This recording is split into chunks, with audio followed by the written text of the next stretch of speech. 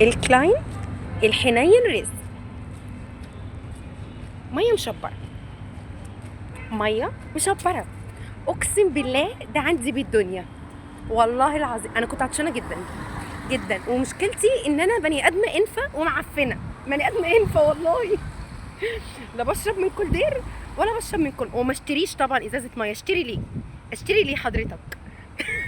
مش عامل كده.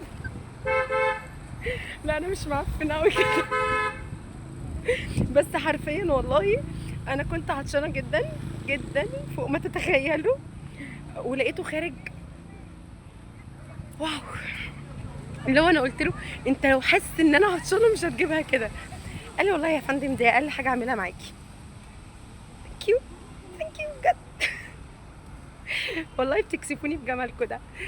آه انا بوثق معاكم اهو كل لحظه، لان انا جالي مسجات كتير قوي.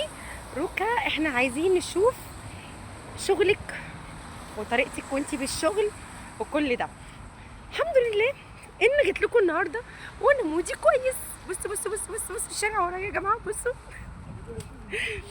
آه بجد والله العظيم انا الشغل ده بالنسبه لي لقيت كاريري،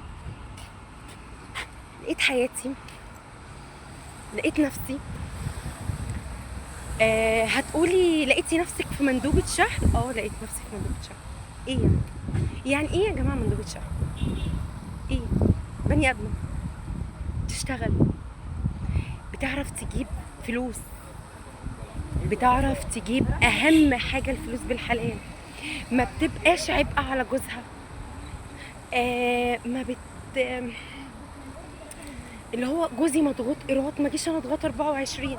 هيجي لي واحد دلوقتي جميل جدا او واحده جميله جدا، طب ما هو واجب عليه، واجب عليه يشتغل ويصرف ويعمل ويصرف.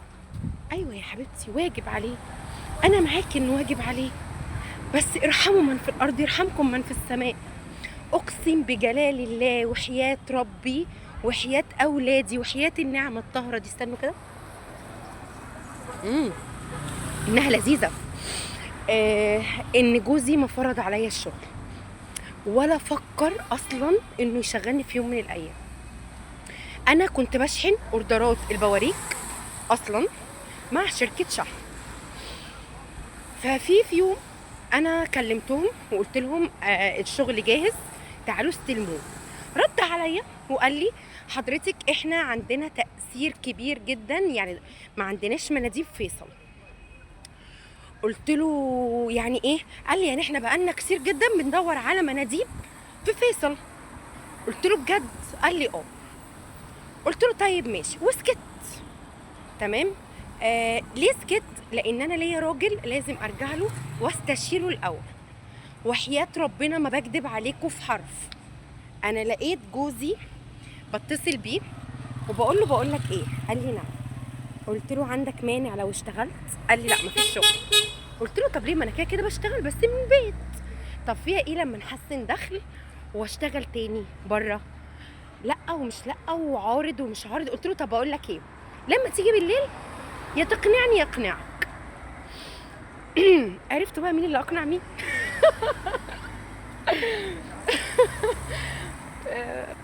اقنعته بالطريقه وبالدماغ وبالعقل وبالحكمه.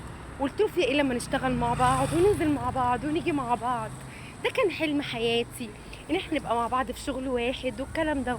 وما فيش حاجه يا حبيبي ونجرب، ولو لقيتني مقصره في بيتك قعدني. قال لي خلاص ماشي ايه هنجرب شهر. شهر جر، شهر جر، شهر جر، سنه جر، سنتين جر، 3. وانا وجوزي في كتف بعض بنساعد بعض بنساهم بعض لحد اخر نفس في عمرنا. انا وهو هنفضل في كتف بعض ومحدش هيدخل علينا يساعدنا او يفرق بينا او يفكر انه يهدم بيت اتعمل بحب. بجد عمره ما هيعرف يعمل حاجة زي كده، لان البيت ده احنا تعبنا فيه ان احنا نعمره. تمام. مش معنى كده ان انا حياتي كلها ضحك وهزار وبمبي وعنب وفلوس لا لا لا لا، بس احنا بنبسطها على نفسينا قوي قوي، بنهونها على نفسينا قوي. لان الحياه مش ناقصه، بجد مش ناقصه، لازم نبسطها. بص المنظر جميل، والله جميل، وانا مبسوطه. وعرفتوا انا اشتغلت ازاي، عرفتوا مين اللي بيقنع مين في الاخر. بس الحق دايما هو اللي بيكسب، والصح دايما هو اللي بيكسب.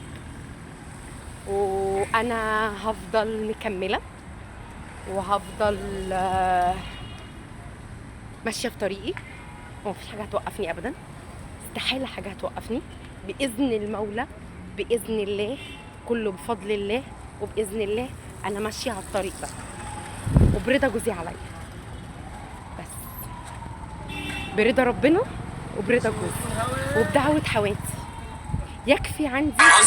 سوري بقى عشان كان في كلاين بيكلمني، التليفون عمال يفصل معاكم. نرجع ونقول انا مكمله برضا ربنا عليا وبرضا جوزي ودعوه حماتي القمر اللي بختبح بيها كل يوم.